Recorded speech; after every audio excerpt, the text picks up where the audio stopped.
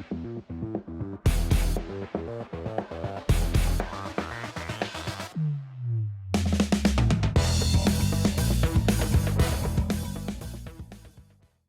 guys, welcome back to another episode. Thanks for tuning in to today's show. It's another good one, and it has to do with potentially the best shoreline cover that you can fish during the winter months like we're in right now. This holds up no matter where you're at in the country, and it has to do with fishing bluff walls. Bluff walls are probably the best cover that you can fish and consistently get bites. Before I get into fishing bluff walls, I do want to remind you guys that if you're looking for a specific lake breakdown that you want me to do, whether that's for smallmouth specifically or just a lake up in the North Country, shoot me a comment and let me know what lake you're looking for specifically. If you're looking to purchase one already, you can head over to fishthemoment.com. There are several hundred lake breakdowns over there that you can find. Most of the lakes have been covered at some point. So check it out. Go over there, fishthemoment.com. The link's in my description. And as I'm doing this, I guess you guys can see what one of my next couple of chores are going to be.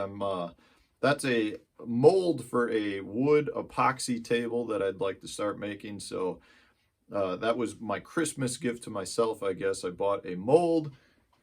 We'll see how this turns out. I guess once I get it finished, I can show it to you guys. But if any of you have any experience with working with the epoxy, with like wood tables and different things like that, let me know. I have taken a couple of classes already and made like a charcuterie board and a Lazy Susan, but this will be the first big piece I've done on my own. So if any of you have tips regarding that, let me know in the comment section. It would be great to know. I don't really want to screw up the first one because it's kind of expensive to do, but I'm looking forward to it. Anyways, today's video is on bluff walls.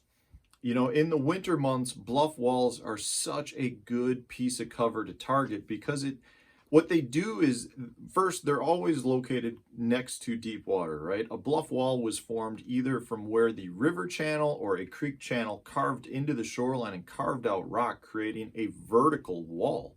That in itself is a great thing in the winter. You have access to deep water. You have a lot of bait that are using the river channel or the creek channel, so the fish can easily push bait into that wall, that bluff wall, to feed.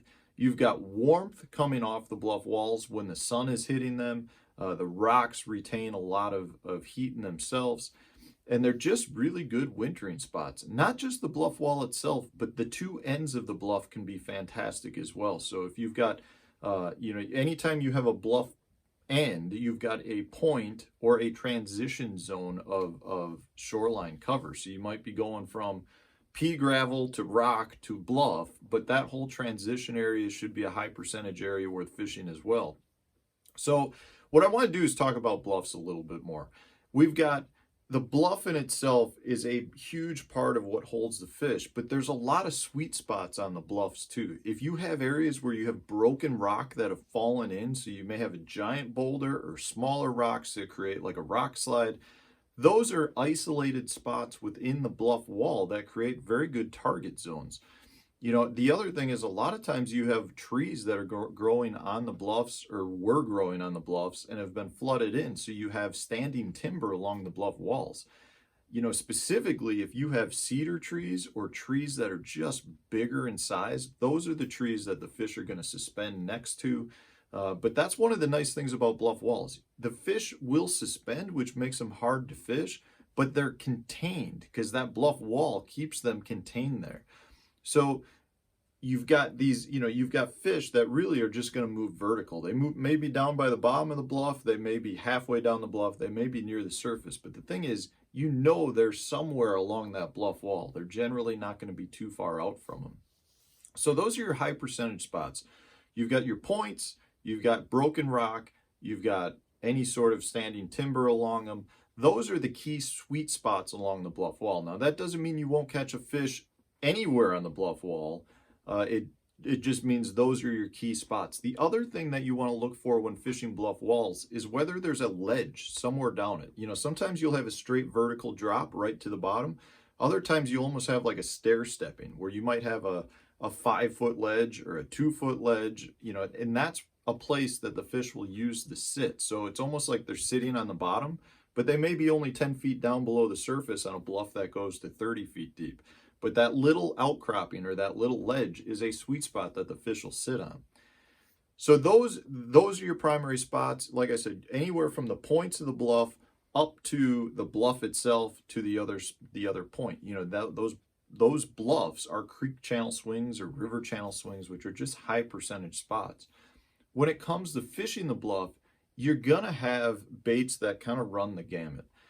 In my opinion, on days when the fish are active, so you've had stable weather, maybe you've got a warm wind blowing into the bluff wall during the winter, or you've got some sunlight hitting the bluff wall, creating heat higher up in the water column, those are days when your higher up baits are going to work better. Your jerk baits, your swim baits, your umbrella rigs, a crankbait, your moving baits up along the top half of the bluff wall will be better because the fish are probably going to be higher up in the water column and more active, so they're going to be willing to chase those baits better.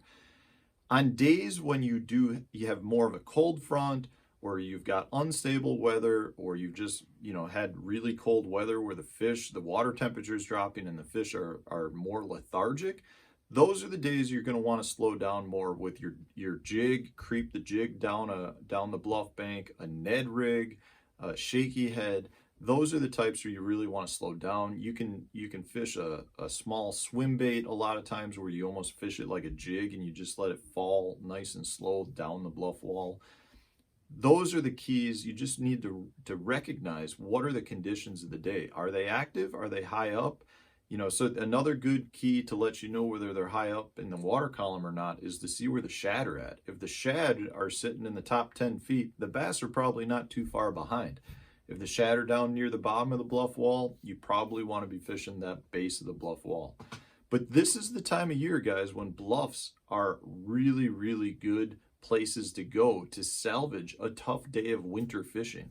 You know, the points are key, the bluff itself is key, and any transitions along that bluff. I can't stress it enough that if you're looking to really try to salvage a tough winter fishing day, the bluff is a great place to start. For me, if I'm heading out on the water and I've got, you know, a bluff, I'll probably start there and then go from there. If I get bit, I'll run a bluff pattern all day long. If I didn't get bit, then I might move to a 45-degree bank or a chunk rock bank, something along those lines. And this works all over the country. You know, if you live up north, we may not have the same huge bluff walls that you'd have, say, down in the Ozarks region, but you're still going to have some good rocky areas that are pretty vertical and drop, and that's where you want to be concentrating during the winter months. It makes a difference. So I hope this was helpful, guys. If you got bluffs on the lake that you like to fish, head out there and fish them. The winter is the key time for them.